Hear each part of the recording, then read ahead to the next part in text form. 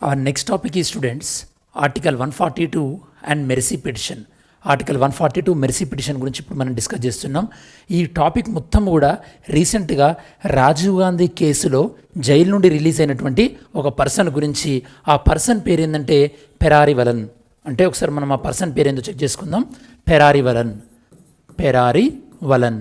So పెరారి వలన్ అనేటువంటి person యొక్క jail నుండి రిలీజ్ అవ్వడం జరిగింది. ఓకే, జైలు నుండి రిలీజ్ అవ్వడం జరిగింది. ఇతను ఏ కేసులో ఇతను జైలుకి వెళ్ళడం జరిగింది? Rajiv Gandhi assassination case.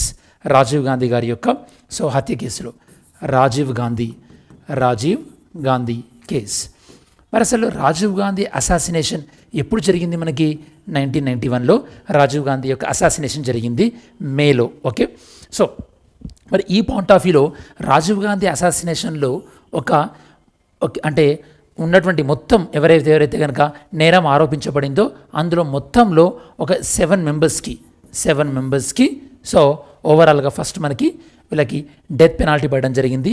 దాని తర్వాత ఈ 7 మెంబర్స్ యొక్క డెత్ పెనాల్టీ అంటే ఈ యొక్క మరణశిక్షని ఇంప్రిజన్మెంట్ ఫర్ లైఫ్గా మార్చారు. ఇంప్రిజన్మెంట్ ఫర్ లైఫ్ అంటే యావజ్జీవ కారాగార శిక్షగా మార్చారు. ఎవరు? 7గురికి. ఈ 7గురిలలో ఈ యొక్క పెరారి వలన్ అన్నటువంటి పర్సన్ ఈ యొక్క రాజీవ్ గాంధీ హత్య కేసులో ఈ యొక్క శిక్షణ ఎదుర్కొంటున్నటువంటి 7గురిలలో ఒకరన్నమాట. మరి ఇతన్ని రీసెంట్గా సుప్రీంకోర్టు జైలు నుండి విడుదల చేయమని చెప్పిందనమాట. ఇది మెయిన్గా. సో ఎవరు చెప్పారు అంటే మీ ఆన్సర్ ఏంది? సుప్రీంకోర్టు చెప్పింది. సుప్రీంకోర్టు ఏ అధికారాన్ని ఉపయోగించి చెప్పింది అంటే అది మనం డిస్కస్ చేయబోతున్నాం ఇక్కడ. ఏ అధికారాలను ఉపయోగించి అంటే ఆర్టికల్ 142ను ఉపయోగించి సుప్రీంకోర్టు చెప్పింది. అంటే ఏ పర్సనో ఇప్పుడు మీకు క్లారిటీ వచ్చింది, ఏ కేసో క్లారిటీ వచ్చింది. దాని తర్వాత ఇప్పుడు సుప్రీంకోర్టు ఏ అధికారాలను ఉపయోగించి ఈ జడ్జిమెంట్ ఇచ్చిందో క్లారిటీ వచ్చింది. మరి సుప్రీంకోర్టు ఆర్టికల్ 140 అంటే ఇప్పుడు మనం చెప్తాను మీకు ఆర్టికల్ 142లో ఏముంటుందో. సో సుప్రీంకోర్టు ఈ జడ్జిమెంట్ ఇచ్చేటప్పుడు అంటే ఈ యొక్క పెరారి వలన్ని విడుదల చేయండి జైలు నుండి అని జడ్జిమెంట్ ఇచ్చేటప్పుడు సుప్రీంకోర్టు ఏం చెప్పిందంటే గవర్నర్ తనకు ఉన్నటువంటి ఆర్టికల్ 161 గవర్నర్కి ఆర్టికల్ 161 ప్రకారము పార్డనింగ్ పవర్స్ ఉంటాయి స్టూడెంట్స్. అంటే ఈ యొక్క క్షమాభిక్షని ఇచ్చేటటువంటి అధికారాలు ఉంటాయి.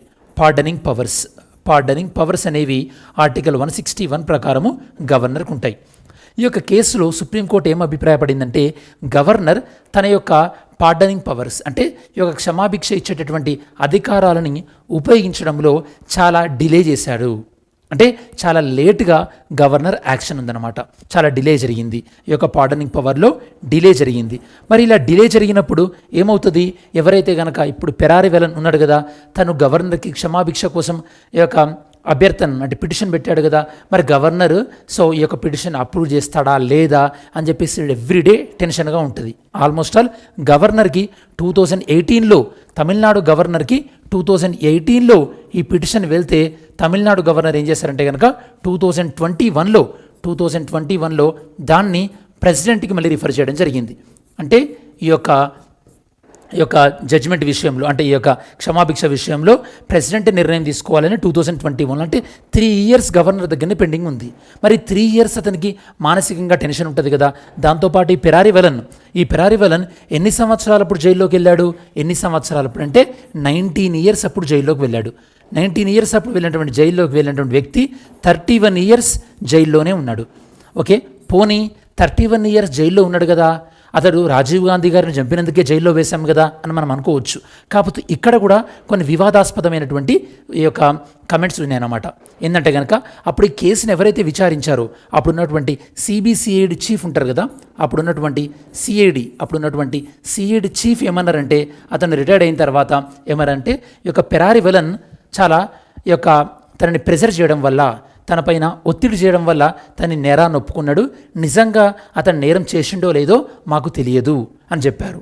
అంటే దాంతోపాటు ఈ యొక్క ఇతన్ని అంటే ఈ 7 మెంబర్స్ను కూడా అప్పుడు వాళ్ళకి పడ్డటువంటి అంటే ఏ చట్టం ప్రకారం అప్పుడు శిక్ష పడింది వాళ్ళకి? టాడా చట్టం ప్రకారం terrorist and disruptive activities act ప్రకారం వాళ్ళకి శిక్ష పడింది. ఆ చట్టం కూడా ఇప్పుడు లేదు. సో సుప్రీంకోర్టు ఏమో అభిప్రాయపడిందంటే ఒకటేమో సిఐడి చీఫ్ ఓకే ఏం చెప్పారు, ఇతను ఫోర్స్ఫుల్గా నేరం ఒప్పుకున్నాడేమో అని చెప్పేసి. ఇంకో విధంగా ఏంది, గవర్నర్ ఏమో విపరీతమైనటువంటి డిలే చేస్తున్నారు. గవర్నర్ ఒకటే డిలే చేయడం కాదు, అసలు వీళ్ళు క్షమాభిక్ష ఎప్పుడైతే కనుక వీళ్ళకి సో జైలు శిక్ష పడిందో, జైలు శిక్ష పడ్డప్పుడు వీళ్ళు ఫస్ట్ అంటే పార్డన్ అనేది సో ప్రెసిడెంట్కి కూడా వీళ్ళు అప్లై చేశారు. ప్రెసిడెంట్ పార్డన్ అనేది ఆర్టికల్ 72 ప్రకారం ఇవ్వచ్చు స్టూడెంట్స్. వీళ్ళు ప్రెసిడెంట్కి 2000లో మాకు పార్డన్ కావాలి, మాకు క్షమాభిక్ష ఇవ్వండి అని ప్రెసిడెంట్కి అప్లై చేస్తే ప్రెసిడెంట్ ఎప్పుడు డిసిషన్ తీసుకున్నారంటే కనుక 2011లో డిసిషన్ ఇచ్చారంటే 11 years ప్రెసిడెంట్ తీసుకున్న నిర్ణయం. అంటే మీకు ఎగ్జామినేషన్ పాయింట్ ఆఫ్ వ్యూ అడగచ్చు ఏమని, ఎవరైనా పార్డన్ కావాలని ప్రెసిడెంట్ దగ్గరికి వెళ్తే ప్రెసిడెంట్ ఇంత టైంలోనే తన యొక్క పార్డన్ పవర్ని ఏదో ఒకటి ఎస్ఆర్ నో అని చెప్పాలంటే కనుక టైం లిమిటే లేదు. కాకపోతే సుప్రీంకోర్టు ఏం చెప్పిందంటే కనుక ఇష్టం వచ్చినంత టైం అంటే విపరీతమైనటువంటి టైం తీసుకోకూడదు అని సుప్రీంకోర్టు కొన్ని జడ్జిమెంట్లో చెప్పింది. ఆ జడ్జిమెంట్స్ ఏంటో కూడా మీకు చెప్తాను. అంటే ఇక్కడ వీళ్ళకు ఒక 11 years ప్రెసిడెంట్ వల్ల ఈ యొక్క టైం పోయింది.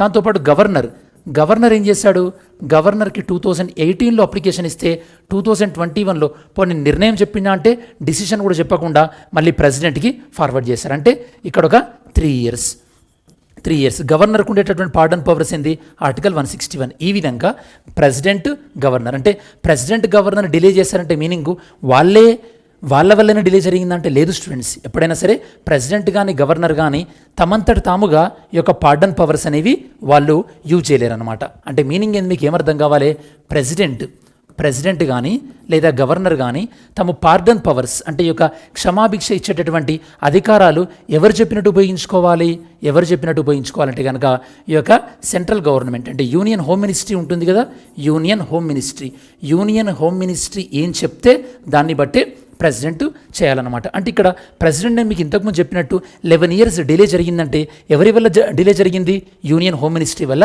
డిలే జరిగింది. ఇది ఫస్ట్ పాయింట్.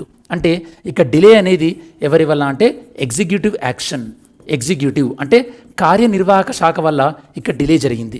ఇది మీరు గుర్తుపెట్టుకోవాలి. దాంతోపాటు మరి 2018లో ఇక్కడ ఇది డిఫరెంట్ కేస్. 2018లో తమిళనాడు గవర్నర్కి వీళ్ళని రిలీజ్ చేయండి, వీళ్ళకి క్షమాభిక్ష ఇవ్వండి అని చెప్పింది ఎవరు, తమిళనాడు గవర్నమెంట్ చెప్పింది. తమిళనాడు గవర్నమెంట్ ఉన్నటువంటి క్యాబినెట్ ఒక నిర్ణయం తీసుకొని గవర్నర్కి చెప్పారు. ఏమని, వీళ్ళకు క్షమాభిక్ష ఇవ్వండి అని చెప్పేసి. అయినా గవర్నర్ ఎన్ని సంవత్సరాలు తీసుకున్నాడు, 3 years టైం తీసుకున్నాడు. గవర్నర్ అప్పుడే ఎస్ ఓ నో ఏదో ఒకటి చెప్పొచ్చు కదా, చెప్పకుండా 3 years టైం తీసుకున్నాడు. అంటే ఇలాంటి రాజ్యాంగపరమైనటువంటి ఉల్లంఘనలు జరిగినాయి. ఒకటేమో ప్రెసిడెంట్ దగ్గర కేంద్ర ప్రభుత్వం 11 years టైం తీసుకుంది. ఇక్కడనేమో స్టేట్ గవర్నమెంట్ చెప్పినప్పటికీ కూడా గవర్నర్ తను డిలే చేసిన తర్వాత దాన్ని ఎవరికి ఫార్వర్డ్ చేశారు, ప్రెసిడెంట్కి ఫార్వర్డ్ చేశారు. అప్పటికే సుప్రీంకోర్టు చెప్పింది ఏమని, డెత్ పెనాల్టీ కేసులలో కూడా గవర్నర్ నిర్ణయం తీసుకోవచ్చు అని చెప్పేసి. మనం జనరల్గా పాలిటీలో చదువుతాము గవర్నర్ డెత్ పెనాల్టీ కేసులలో పార్డన్ ఇవ్వడానికి వీల్లేదని. అది రాంగ్ స్టూడెంట్స్. రీసెంట్గా సుప్రీంకోర్టు 2021 ఏం చెప్పిందంటే ఈ యొక్క డెత్ పెనాల్టీ కేసులలో కూడా ఈ యొక్క గవర్నర్ ఈ యొక్క పార్డన్ పవర్స్ ఇవ్వచ్చు అని చెప్పేసి. సో 2021లో మన సుప్రీంకోర్టు ఏం చెప్పిందంటే ఈ యొక్క పెరారి వలన కేసులో గవర్నర్ కూడా తన నిర్ణయం తెలిపవచ్చు అని చెప్పేస్తారు. అప్పుడు గవర్నర్ ఏం చెప్పారంటే కనుక ఇది డెత్ పెనాల్టీ అనేది ఏ కేసులో, మర్డర్ కేసులో కదా, ఐపీసీ 302 సెక్షన్ కదా, సెక్షన్ 302 అంటే ఇది కేంద్ర ప్రభుత్వ పరిధిలోకి వస్తుంది కదా అని చెప్పేసి గవర్నర్ చెప్పారన్నమాట. కాకపోతే సుప్రీంకోర్టు ఈ విషయంలో కూడా ఒక జడ్జిమెంట్లో క్లారిటీ ఇచ్చింది. ఏంటంటే ఈ యొక్క ఐపీసీ సెక్షన్ 302 అనేది కేవలం సెంట్రల్ పరిధిలోకే వస్తుందని కాదు, ఇది రాష్ట్ర పరిధిలోకి వస్తుంది. కాబట్టి దీన్ని మనం ఏ విధంగా అర్థం చేసుకోవాలి, ఇది మనకి కాంకరెంట్ లిస్ట్లోకి వస్తుందని సుప్రీంకోర్టు కొన్ని జడ్జిమెంట్లలో కూడా చెప్పడం జరిగింది. అది కూడా ఇప్పుడు నేను మీకు చెప్తాను. సో ఓవరాల్గా ఇప్పుడు మీకు అర్థం కావాల్సింది ఏంటంటే మనం ఇప్పుడు ఏ పర్సన్ గురించి డిస్కస్ చేస్తున్నాం, ఏ వ్యక్తి కేసులో డిస్కస్ చేస్తున్నాం, సుప్రీంకోర్టు ఏ ఆర్టికల్ ప్రకారము ఉపయోగించి ఈ పెరారి వాళ్ళని రిలీజ్ చేయమని చెప్పింది, దాంతోపాటు గవర్నర్ యొక్క ఏ ఆర్టికల్ వైలేట్ అయిందని చెప్పింది, అలానే ఈ యొక్క ప్రెసిడెంట్ యొక్క ఏ ఆర్టికల్ వైలేట్ అయిందని చెప్పింది. ఇవన్నీ మనం డిస్కస్ చేయడం జరిగింది. దాంతోపాటు సో ప్రెసిడెంట్ డిలే చేశారంటే మీనింగ్ గవర్నమెంట్ డిలే చేసింది అన్నట్టు. ఇక్కడ గవర్నర్ దగ్గర డిలే అయింది, కేవలం గవర్నర్ వల్లనే డిలే అయింది, ఎందుకంటే తమిళనాడు గవర్నమెంట్ ఆల్రెడీ వీళ్ళని రిలీజ్ చేయమని చెప్పింది. ఇప్పుడు మీకు క్లారిటీ వచ్చింది కదా సుప్రీంకోర్టు ఇతను ఎందుకు రిలీజ్ చేయమన్నదని. దాంతోపాటు కొంతమంది వ్యక్తుల అభిప్రాయం ప్రకారము అతను ఈ యొక్క రాజీవ్ గాంధీ చనిపోయినప్పుడు 19 years ఇతను చేసిన తప్పేందంటే కనుక రాజీవ్ గాంధీ పైన ఎవరైతే కనుక బెల్ట్ బాంబు ప్రయోగించారో దానికి కావాల్సినటువంటి బ్యాటరీస్ ఏవైతే ఉంటాయో ఆ బ్యాటరీస్ ఇతడు కొన్నాడు అన్నటువంటి నేరం పైన ఆరోపణ పైన ఇతన్ని అరెస్ట్ చేయడం జరిగింది. ఓకే, సో ఇలాంటి అన్ని విషయాలపైన ఇప్పుడు సుప్రీంకోర్టు ఏ పవర్స్ ఉపయోగించిందని చెప్పాను, ఆర్టికల్ 142 ఉపయోగించిందని చెప్పాను. మరి 142 అంటే ఏందో తెలియాలి కదా, ఒకసారి మనం నోట్స్ చూద్దాం. ఇప్పుడు న్యూస్లో ఎందుకుందో మీకు ఇప్పుడు అర్థమైంది. దాంతోపాటు ఇందులో ఉన్నటువంటి ప్రిన్సిపల్ ఏంది, ఆర్టికల్ 161 అది కూడా మీకు ఐడియా ఉండాలి. దాంతోపాటు పెరారి వలన్కి సంబంధించినటువంటి కేసు కూడా నేను చెప్పాను. ఇతను 19 ఇయర్స్ ఉన్నప్పుడు జైల్లో ఉన్నాడు. 31 సంవత్సరాల పాటు ఇతను జైల్లో ఉండడం జరిగింది స్టూడెంట్స్. నెక్స్ట్ ఇప్పుడు మీకు అర్థం కావాల్సింది ఏంది, 142 ఆర్టికల్ 142 ఏం చెప్తుంది, ఆర్టికల్ 142 ఏం చెప్తుందంటే కనుక ఎవరైనా ఒక వ్యక్తి విషయంలో సరైనటువంటి న్యాయం జరగనప్పుడు అతనికి సంపూర్ణంగా పూర్తి స్థాయిలో న్యాయం జరగడానికి సుప్రీంకోర్టు కొన్ని ఆదేశాలు ఇవ్వచ్చు. అదే చెప్పేది మనకి ఆర్టికల్ 142 క్లాస్ 1 అనే చెప్తుంది. మరి ఆర్టికల్ 142 క్లాస్ 2 ఏం చెప్తుంది, ఇది ఇప్పుడు మనకు సంబంధించింది కాదు. ఆయన ఒకసారి మీకు బ్రీఫ్గా చెప్తాను. అంటే కోర్టు ఎవరైనా వ్యక్తిని కానీ ఏదైనా సరే సంస్థను కానీ తన ముందు వచ్చి హాజరు కావాలి అని ఆర్డర్ ఇవ్వచ్చు. దాంతోపాటు కోర్టు ఏదైనా డాక్యుమెంట్ తెప్పించుకొని పరిశీలించవచ్చు. దాంతోపాటు కోర్టు కంటెంప్ట్ ఆఫ్ కోర్ట్ అంటే తన యొక్క తీర్పులు ఫాలో అవ్వని వాళ్ళపైన శిక్ష కూడా తీసుకోవచ్చు. కంటెంప్ట్ ఆఫ్ కోర్ట్ ఇది ఆర్టికల్ 142 సెక్షన్ 2. ఇప్పుడు మీకు ఎగ్జామినేషన్ పాయింట్ ఆఫ్ వ్యూ గుర్తుపెట్టుకోండి, పెరారి వలన్ కేసులో ఇన్వాల్వ్ అయింది ఆర్టికల్ 142 క్లాస్ 1 అన్నమాట. ఓకే, మరి ఆర్టికల్ 142 క్లాస్ 1 ఎందుకోసం కోర్టుకి పవర్స్ ఇచ్చారు, ఎందుకోసం అంటే ఎప్పుడైనా సరే కార్యనిర్వాహక శాఖ అంటే ఎగ్జిక్యూటివ్ తన యొక్క ఫంక్షనింగ్లో ఫెయిల్ అయినప్పుడు అప్పుడు కోర్టు ఎగ్జిక్యూటివ్ని ఆదేశించడానికి అని చెప్పేసి ఆర్టికల్ 142 క్లాస్ 1 పెట్టారు. ఎందుకంటే కోర్టు చెప్పిన తర్వాత కూడా ఎగ్జిక్యూటివ్ చేయలేదనుకోండి, అప్పుడు కోర్టులో ఉండేందుకు లాభం లేదు కదా. అందుకోసమే కోర్టులకు ఈ యొక్క పవర్ ఇవ్వడం జరిగింది స్టూడెంట్స్. కాకపోతే కోర్టులు ఈ పవర్ని చాలా పరిమిత స్థాయిలో మాత్రమే ఉపయోగించాలన్నమాట. మరి మెర్సీ పిటిషన్ అంటే ఏంది, ఎప్పుడైతే కనుక ఈ యొక్క కోర్టులు తుది తీర్పు చెప్పినాయో అప్పుడు దాని తర్వాత ఈ యొక్క మాకేమైనా క్షమాభిక్ష ప్రసాదించండి అని కోరుకునే వాటిని మనం మెర్సీ పిటిషన్ అంటారు. మెర్సీ పిటిషన్ ప్రెసిడెంట్ ఆర్టికల్ 72 ప్రకారం ఇవ్వచ్చు, గవర్నర్ ఆర్టికల్ 161 ప్రకారం కూడా ఇవ్వచ్చు. మరి మెర్సీ పిటిషన్లో రకాలేంది నేను మీకు ఇదివరకు చెప్పాను, ఇప్పుడు ఒకసారి బ్రీఫ్గా చెప్తాను. మెర్సీ పిటిషన్లో రకాలు ఏంటంటే కనుక మనకి పార్డన్ అనేది ఒకటి ఉంటుంది. దాంతోపాటు ఈ యొక్క కమ్యూటేషన్ అనేది ఉంటుంది. దాంతోపాటు రిమిషన్ అనేది ఉంటుంది. దాంతోపాటు రిస్పైట్ అనేది ఉంటుంది. దాంతోపాటు రిప్రైవ్ అనేది ఉంటుంది స్టూడెంట్స్. మరి ఈ ఐదింటిలో కూడా ఈ యొక్క నేచర్ ఆఫ్ సెంటెన్స్ అంటే శిక్షా స్వభావము, దాంతోపాటు పీరియడ్ ఆఫ్ సెంటెన్స్ శిక్షా కాలం. మరి ఈ 5 విషయాలలో కూడా ఇది మారుతూ వస్తుంటుంది. పార్డన్ అంటే కనుక ఆ వ్యక్తిని కంప్లీట్గా రిలీజ్ చేయడం అనమాట. ఇప్పుడు పెరారి వలన రిలీజ్ చేస్తున్నాం కదా, అతని యొక్క శిక్షా కాలము శిక్షా స్వభావము రెండు కూడా రద్దయిపోతున్నాయి అన్నమాట. ఇది నెక్స్ట్ కమ్యూటేషన్ అంటే ఓన్లీ శిక్ష యొక్క స్వభావం మాత్రమే మారుతుంది, శిక్ష యొక్క కాలం అలానే ఉంటుంది. అదే రెమిషన్ అంటే కనుక శిక్ష స్వభావం ఏం మారదు, శిక్ష యొక్క కాలం మాత్రమే మారుతుంది. అదే రెస్పెక్ట్ అంటే కనుక ఎవరైతే కనుక ప్రెగ్నెంట్ కానీ లేదా ఓల్డ్ ఏజ్ కానీ మెంటల్లీ డిజార్డర్ ఉంటారో పేషెంట్ అంటే వాళ్ళు అట్లాంటి ఖైదీలు ఉంటారో వాళ్ళ యొక్క శిక్షా కాలాన్ని శిక్షా స్వభావాన్ని తగ్గించడం జరుగుతుంది. ఇది రిస్పైట్. రిప్రైవ్ అంటే కనుక మనం లోవర్ కోర్టులో ఉన్నప్పుడు మన లోవర్ కోర్టులో మనకి ఏదైనా జడ్జిమెంట్ ఫేవరబుల్గా రాకపోతే మనం హయ్యర్ కోర్టుకి వెళ్తాం కదా, అప్పుడు మనం స్టే తెచ్చుకుంటాం కదా. స్టే తెచ్చుకుంటే అప్పుడు ఏమవుతుంది, మన యొక్క శిక్షాకాలం శిక్షా స్వభావం రెండు కూడా తాత్కాలికంగా ఆపేయబడతాయి కదా, దాన్ని మనం రిప్రైవ్ అంటాం. ఈ విధంగా గవర్నర్కి దాంతోపాటు ప్రెసిడెంట్కి ఉన్నటువంటి పార్డనింగ్ పవర్స్. గవర్నరు ఉరిశిక్షపడినటువంటి వ్యక్తికి కూడా పార్డన్ ఇవ్వచ్చు. సుప్రీంకోర్టు రీసెంట్గా చెప్పింది.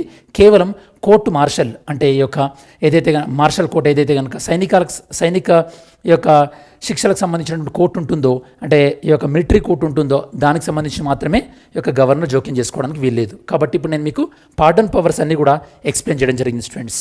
నెక్స్ట్ మరి గవర్నర్ డెత్ పెనాల్టీలో పార్డన్ ఇవ్వచ్చా లేదంటే నేను మీకు ఇంతకుముందు చెప్పాను. సుప్రీంకోర్టు 2021లో క్లారిటీ ఇవ్వడం జరిగింది. ఆ క్లారిటీ ఇస్తూ మన ఐపీసీ సెక్షన్ 433A దీన్ని అమెండ్ చేయాలి అని కూడా సుప్రీంకోర్టు చెప్పింది. ఎందుకంటే ఐపీసీ సెక్షన్ 433 ఏం చెప్తుందంటే కనుక గవర్నర్ డెత్ పెనాల్టీలో ఎప్పుడు మాత్రమే జోక్యం చేసుకోవచ్చు, శిక్ష ఒక 14 సంవత్సరాలు దాటిన తర్వాతనే, అంటే అతను 14 సంవత్సరాల నుంచి జైల్లో ఉంటే దాని తర్వాతనే గవర్నర్ జోక్యం చేసుకోవచ్చు అన్నారు. బట్ సుప్రీంకోర్టు రీసెంట్గా ఏం చెప్పిందంటే కనుక ఖైదీ 14 సంవత్సరాలు జైల్లోనే ఉండాల్సిన అవసరం లేదు, 14 సంవత్సరాల ముందు కూడా గవర్నర్ జోక్యం చేసుకోవచ్చు అని చెప్పేసి. మరి మెర్సీ పిటిషన్ యొక్క ప్రాసెస్ ఏంటి? మెర్సీ పిటిషన్ యొక్క ప్రాసెస్ ఏంటంటే ఫస్ట్ ఇది ఈ యొక్క ప్రెసిడెంట్ దగ్గర మెర్సీ పిటిషన్ పెట్టుకున్నప్పుడు ప్రెసిడెంట్ ఏం చేస్తాడంటే దాన్ని యూనియన్ హోమ్ మినిస్ట్రీ వాళ్ళకి పంపిస్తారనమాట. యూనియన్ హోమ్ మినిస్ట్రీ వాళ్ళకి పంపిస్తారు. యూనియన్ హోమ్ మినిస్ట్రీ ఏం చేస్తుందంటే కనుక స్టేట్ హోమ్ మినిస్ట్రీ వాళ్ళకి పంపిస్తారు. స్టేట్ హోమ్ మినిస్ట్రీ వాళ్ళకి పంపిస్తారు స్టూడెంట్స్. మరి స్టేట్ హోమ్ మినిస్ట్రీ ఏం చేస్తుంది? వాళ్ళు రిపోర్ట్ ఇస్తారు. దాని తర్వాత యూనియన్ హోమ్ మినిస్ట్రీ ప్రెసిడెంట్కి రిపోర్ట్ ఇస్తారు. యూనియన్ హోమ్ మినిస్ట్రీ ఏం చెప్తే ప్రెసిడెంట్ అదే ఇవ్వాలి. ఇదేంటంటే బైండింగ్ అనమాట. ఎందుకంటే మనం ఆ పాలిటీలో చాలాసార్లు చదువుకున్నాము. ఆర్టికల్ 74 క్లాస్ 1 ఏం చెప్తుంది? President should act on the advice of council of ministers. రాష్ట్రపతి యొక్క మంత్రిమండలి ఇచ్చినటువంటి సలహా మేరకు మాత్రమే పనిచేయాలని చెప్పేసి ఇది మనకి ప్రాసెస్. మరి ఇక్కడ ప్రెసిడెంట్ ఇన్ని రోజులలోనే నిర్ణయం తీసుకోవాలన్న రూల్ ఏమన్నా ఉందా? రూల్ ఏం లేదు. Okay, very very important. మరి ప్రెసిడెంట్ తీసుకున్న నిర్ణయాన్ని మనం కోర్టులో క్వశ్చన్ చేయవచ్చా? ఇప్పుడు మనం కొన్ని జడ్జిమెంట్లు చూద్దాం, అప్పుడు మీకు ఐడియా వస్తుంది. అంటే ప్రెసిడెంట్ యొక్క పార్డన్ పవర్ అనేది జ్యుడిషియల్ రివ్యూ పరిధిలోకి వస్తుందా లేదా అని చెప్పేసి. ఓకే, అలానే ప్రెసిడెంట్ యొక్క పార్డన్ పవర్ డిస్క్రిషనా, అంటే తన యొక్క విచక్షణ ప్రకారం ఇవ్వచ్చా అంటే లేదు. ప్రభుత్వం ఏం చెప్తే గవర్నర్ కానీ ప్రెసిడెంట్ కానీ అది చేయాల్సిందే. టైం లిమిట్ ఏమన్నా ఉందా? టైం లిమిట్ ఏది లేదు స్టూడెంట్స్. మరి ఇది జ్యుడిషియల్ రివ్యూలో పరిధిలోకి వస్తుందా లేదా? Very very important. రాష్ట్రపతి యొక్క క్షమాభిక్ష అధికారం లేదా గవర్నర్ యొక్క క్షమాభిక్ష అధికారం న్యాయ సమీక్ష పరిధిలోకి వస్తుందా లేదా అంటే వస్తుంది. సుప్రీంకోర్టు ఏ కేసులో చెప్పింది? Epuru Sudhakar versus government of Andhra Pradesh 2006. Very very important. అంటే అదేమన్నా రాంగ్ ఇంటెన్షన్తో ఇచ్చారా లేదా అసలు అది ఏకపక్షంగా ఉందా, ఇలాంటివి ఏమైనా జరిగే అవకాశం ఉంది. కాబట్టి పార్డనింగ్ పవర్స్ అనేవి ఖచ్చితంగా న్యాయ సమీక్ష పరిధిలోకి వస్తాయి అని చెప్పేసి సుప్రీంకోర్టు చెప్పింది. అలానే ఇంకొన్ని ఇంపార్టెంట్ జడ్జిమెంట్ ఏంటంటే ఈ యొక్క పార్డనింగ్ పవర్కి సంబంధించి ఏంటంటే స్టేట్ క్యాబినెట్ ఏదైతే సలహా ఇస్తుందో అది ఖచ్చితంగా గవర్నర్ ఫాలో అవ్వాల్సిందే. మరి ఇక్కడ తమిళనాడు క్యాబినెట్ ఇచ్చినటువంటి సలహాను గవర్నర్ ఫాలో అయ్యాడా? ఫాలో అవ్వలేదు. అది మరి గవర్నర్ ఖచ్చితంగా ఫాలో అవ్వాలని ఏ జడ్జిమెంట్లో చెప్తుంది మనకి? Maru Ram versus Union of India. ఇది కూడా చాలా landmark judgement students. Maru Ram versus Union of India. దాంతోపాటు ఇంకొక జడ్జిమెంట్ ఏంటంటే కనుక ఈ యొక్క ప్రెసిడెంట్ అంటే ఆర్టికల్ 72 ప్రకారం ప్రెసిడెంట్ ఏదైతే కనుక క్షమాభిక్షను ఇస్తాడో, అంటే ప్రెసిడెంట్ ఇస్తున్నట్టు మీనింగ్ ఏంది? సెంట్రల్ గవర్నమెంట్ ఇస్తుందో, సెంట్రల్ గవర్నమెంట్ కోర్టు ఇచ్చినటువంటి ఈ యొక్క కోర్టు ఏ కోణంలోనైతే చూసిందో, ఏ ఆస్పెక్ట్లో చూసిందో ఆస్పెక్ట్లో చూడకుండా ఫ్రెష్గా ఈ యొక్క గవర్నమెంట్ స్టాండ్ తీసుకోవచ్చు. అంటే అఫ్ కోర్స్ గవర్నమెంట్ స్టాండ్ అనేది వేరుగా ఉంటేనే కదా ఈ యొక్క పార్డనింగ్ పవర్స్ అనేవి ఈ యొక్క కోర్టు అతనికి శిక్ష విధించిన ప్రభుత్వం అనేది రిలీజ్ చేస్తుంది. ఇలా ప్రభుత్వము వేరే వైఖరిని తీసుకోవచ్చు, డిఫరెంట్ స్టాండ్ని తీసుకోవచ్చు అని చెప్పేసి Kehar Singh versus Union of India 1989లో చెప్పడం జరిగింది. అలానే ఈ యొక్క పార్డనింగ్ విషయంలో విపరీతమైనటువంటి డిలే జరగకూడదు. నేను మీకు స్టార్టింగ్లో చెప్పాను. ఎందుకంటే అలా డిలే జరిగితే ఏ ఫండమెంటల్ రైట్కి వైలేషన్ అంటే it's a violation of article 21. Very very important. ఏ కేసులో చెప్పారంటే కనుక శత్రుఘ్న్ చౌహాన్ కేసు దాంట్లో ఈ యొక్క క్షమాభిక్ష అనేది విపరీతమైనటువంటి డిలే ఉండకూడదని చెప్పింది. దాంతోపాటు రాష్ట్ర ప్రభుత్వం కూడా ఐపీసీ సెక్షన్ 302కి సంబంధించినటువంటి కేసులలో ఈ యొక్క పార్డన్ పవర్స్ ఇవ్వచ్చు. అంటే ఐపీసీ సెక్షన్ 302 డెత్ అనేది కేవలం సెంట్రల్ కంట్రోల్లోనే ఉన్నది కాదు అని చెప్పేసి యూనియన్ ఆఫ్ ఇండియా వర్సెస్ శ్రీహరన్ ఈ కేసులో చెప్పడం జరిగింది స్టూడెంట్స్. ఇవి ప్రధానంగా ఉన్నటువంటి 4 జడ్జిమెంట్స్. సో మరి ఇది స్టూడెంట్స్ మనకి ఓవరాల్గా ఇందులో మనం డిస్కస్ చేసినటువంటి విషయాలు ఏంటి స్టూడెంట్స్? మనం డిస్కస్ చేసినటువంటి విషయాలు, ఈ నిందితుని పేరు, ఈ కేసు ఏంటి, ఏ ఆర్టికల్ ఇన్వాల్వ్ అయింది సుప్రీంకోర్టు, దాంతోపాటు గవర్నర్కు ఉన్నటువంటి పార్డనింగ్ పవర్స్ ఏంటి, అలానే ఇందులో మెయిన్ ఇష్యూ ఏంటంటే చాలా విపరీతమైనటువంటి డిలే అయింది. ప్రెసిడెంట్ దగ్గర 11 years డిలే అయింది, గవర్నర్ దగ్గర 3 years డిలే అయింది. అలా డిలే అవ్వడం అనేది వ్యక్తి యొక్క ఫండమెంటల్ రైట్కి వైలేషన్ కాబట్టి సుప్రీంకోర్టు అతన్ని రిలీజ్ చేయమని చెప్పిందనమాట. దాంతోపాటు ఈ యొక్క ప్రెసిడెంట్ ఎలా తన యొక్క పార్డన్ పవర్స్ ఉపయోగిస్తాడు, దాంతోపాటు తమిళనాడు గవర్నమెంట్ ఏం చెప్పింది గవర్నర్కు, ఆయన కూడా గవర్నర్ ఏం చేశాడో డిస్కస్ చేయడం జరిగింది. అలానే different types of pardoning powers నేను మీకు ఎక్స్ప్లెయిన్ చేశాను. దాంతోపాటు పార్డనింగ్ ప్రాసెస్ ఎలా ఉంటుందో కూడా నేను మీకు చెప్పాను. సో ఇది స్టూడెంట్స్ మనం డిస్కస్ చేసినటువంటి టాపిక్. దాంతోపాటు మనం ఈ టాపిక్ బిగినింగ్లో ఒకసారి మనం ఓవర్వ్యూ చూసినట్టయితే కనుక ఈ టాపిక్ బిగినింగ్లో మనం ఇవన్నీ కూడా డిస్కస్ చేయడం జరిగింది. ఈ టాపిక్లో ఇది న్యూస్లో ఎందుకు ఉంది, దాంతోపాటు ఆర్టికల్ 142 క్లాస్ 1 ఏం చెప్తుంది, క్లాస్ 2 ఏం చెప్తుంది, మెర్సీ పిటిషన్ ఏంటి, different types of mercy petitions, దాంతోపాటు ప్రాసెస్ ఏంది, ఈ మెర్సీ పిటిషన్ ప్రెసిడెంట్ ఇష్టం వచ్చినట్టు తీసుకోవచ్చు అంటే లేదు, ప్రభుత్వం చెప్పినట్టే ఫాలో అవ్వాలి, ఏదైనా టైం లిమిట్ ఉందా అంటే లేదు, ఇది జ్యుడిషియల్ పరిధిలోకి రివ్యూ పరిధిలోకి వస్తుందా అంటే వస్తుంది, న్యాయ సమీక్ష పరిధిలోకి. దాంతోపాటు దీనికి సంబంధించినటువంటి ఇంపార్టెంట్ జడ్జిమెంట్స్ అన్ని చెప్పడం కూడా జరిగింది స్టూడెంట్స్. ఇది స్టూడెంట్స్ ఓవరాల్గా మనకి ఆర్టికల్ 152, 142 అండ్ పెరారి వలన్ కేసుకు సంబంధించినటువంటి ఇంపార్టెంట్ జడ్జిమెంట్స్.